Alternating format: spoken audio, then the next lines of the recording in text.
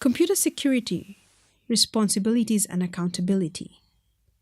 Let's now look at some of the features of computer security responsibilities and accountability.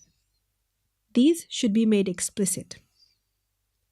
Assignment of responsibilities may be internal to an organization or may extend access organization boundaries.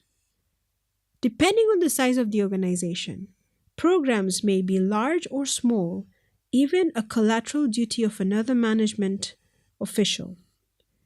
However, even small organizations can prepare a document that states organizational policy and makes explicit computer security responsibilities. This element does not specify that individual accountability must be provided for all systems. For example, many information dissemination systems do not require user identification and therefore cannot hold users accountable. System owners have security responsibilities outside their own organization. If a system has external users, its owners have a responsibility to share appropriate knowledge about the existence and general content of the security measures so that other users can be confident that the system is adequately secure. This does not imply that all systems must meet any minimum level of security, but it does imply that system owners should inform their clients or users about the nature of the security. Other roles and responsibilities. Number 1, senior management. The success of an organization lies with its senior managers. They establish the organization's computer security program and its overall program goals, objectives, and priorities in order to support the mission of the organization. Ultimately, the head of the organization is responsible for ensuring that adequate resources are applied to the program and that it is successful. Senior managers are also responsible for setting up a good example for their employees by following all applicable security practices. Number 2, computer security management. The Computer Security Management Program directs the organization's day-to-day management of its computer security program. This individual is also responsible for coordinating all security-related interactions among organization elements involved in the computer security program, as well as those external to the organization. Number 3, program and functional managers. These are responsible for a program or function including the supporting computer system. Their responsibilities include providing for appropriate security, including management, operational, and technological controls. These officials are usually assisted by technical staff that oversees the actual working of the system. Number 4, technology providers, system management, or system administrators. These personnel are the managers and technicians who design and operate computer systems. They are responsible for implementing technological security on computer systems and for being familiar with security technology that relates to their system. They also need to ensure the continuity of their services to meet the needs of functional managers, as well as analyzing technical vulnerabilities in their systems. Number 5, telecommunications staff. This office is normally responsible for providing communication services, including voice, data, video, and fax services. Their responsibilities for communication systems are similar to those that system management officials have for their systems. The staff may not be separate from other technological service providers or the IRM office. Number 6, help desk.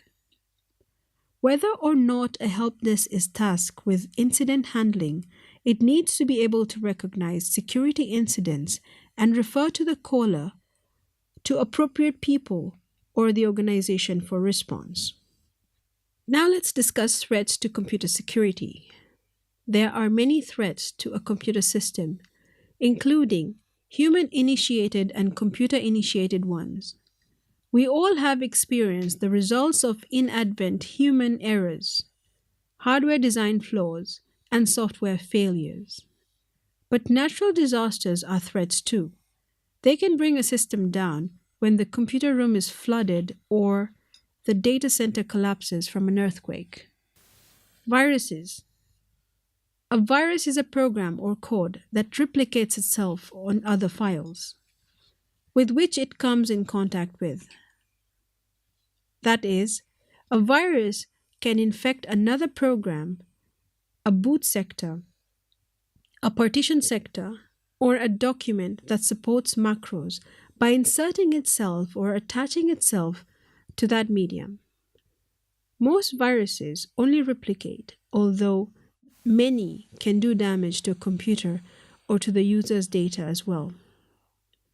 Unlike worms, which are discussed later in this chapter, viruses generally require human action to propagate.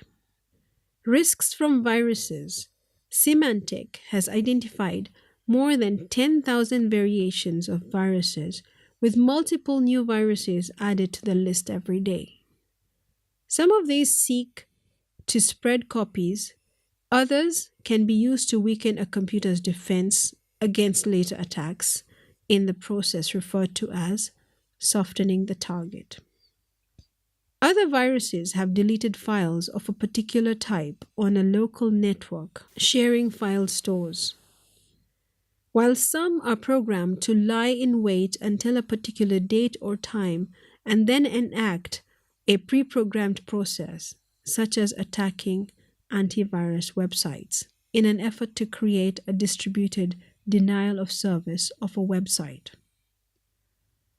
Removal storage entry virus propagation occurred when a medium, such as a floppy disk, was loaded into an infected computer. The virus copied itself onto this medium so that when the floppy was inserted into another host, the viral code executed and spread to the new computer.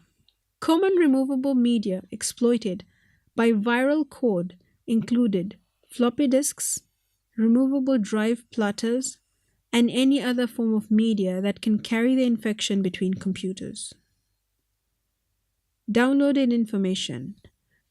With the advent of networked operating systems and the development of global internet, users can transfer data without requiring a physical medium of transport. Data downloaded from websites, electronic mail, and peer-to-peer file sharing services such as BitTorrent or Kazaa all provide a conduit for potential viral transmission. Users who downloaded cracked applications or illegal downloaded audio and video files commonly encounter viral programs masquerading as the desired file. Legitimate users may find themselves attacked by a newly released virus if they visit an infected website or otherwise downloaded virus-laden data. Network file shares. In modern network scenarios, multiple users often share common file storage on a centralized file server. This allows mobile users to access their data from the central repository without requiring that they always log on from a particular client computer, while also allowing centralized management of backup, recovery, and file storage policies. Some viruses can replicate themselves onto an available file, potentially corrupting key data or providing a vector for transmission to other users who might access infected files from a shared directory that has been compromised in this manner.